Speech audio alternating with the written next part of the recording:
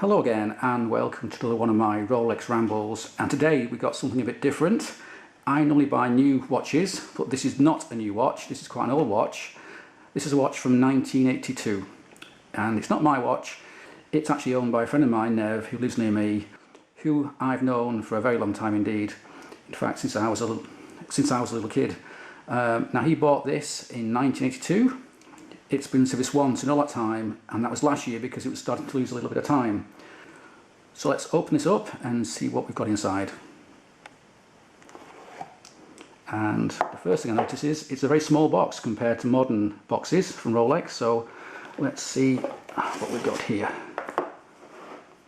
We open it up, and in here is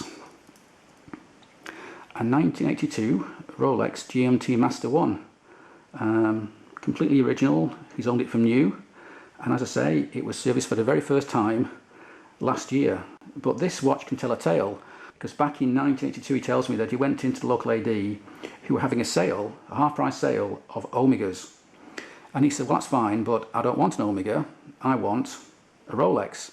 And after a little bit of haggling, sure enough, he got this Rolex pretty much at half price. And below here we have all the papers, so let's just move the watch out of the way for a moment or two. What we've got is the original hang tag, spare links, even the original reference number there. I think the price is probably one off by now. And in fact, this watch is and this watch, according to the hang tag, is a 1675. I think 16750 is actually the correct reference.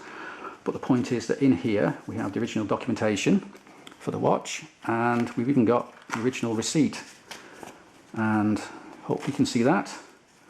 19 for the first, 82, and the cost was £265.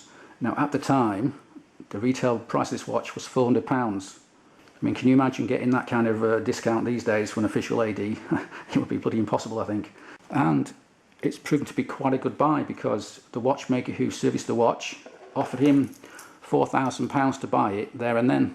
And I suspect it's probably worth a wee bit more than that, particularly because it's got the original box, papers, receipts, and all the various hang tags and so on. Now it has got quite a fair bit of play in the bracelet, as you would imagine. And I must say, compared to a modern Rolex, the clasp does feel quite insubstantial. But given it's, 34 years old now, I think we can forgive it a little bit of wear.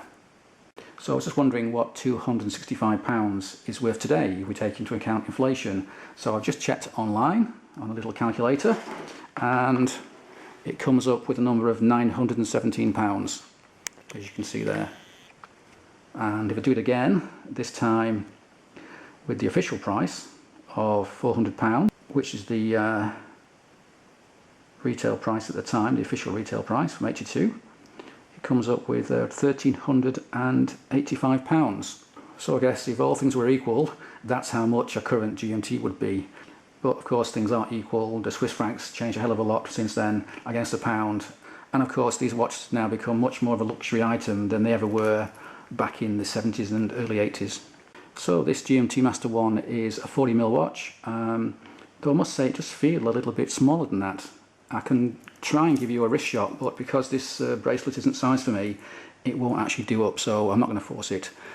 And it does feel a little bit smaller than 40mm, but I guess that's the way things are. It's very, very slim as well. The case does remind me a lot of my Daytona, and that's no bad thing, I think. Now, the only watch I've got to hand right now is my trusty Carrera, my Tag Carrera, which is 41mm. So if I compare it side by side, I think you can see the GMT does look quite small in comparison. So if we compare the Carrera with the products here, you can see how slim the GMT actually is. I mean, okay, this is a 7750 ETA chronograph, so it's bound to be a little bit thicker, but even so, this tag is not a particularly thick watch, and yet it looks about twice as thick as a GMT.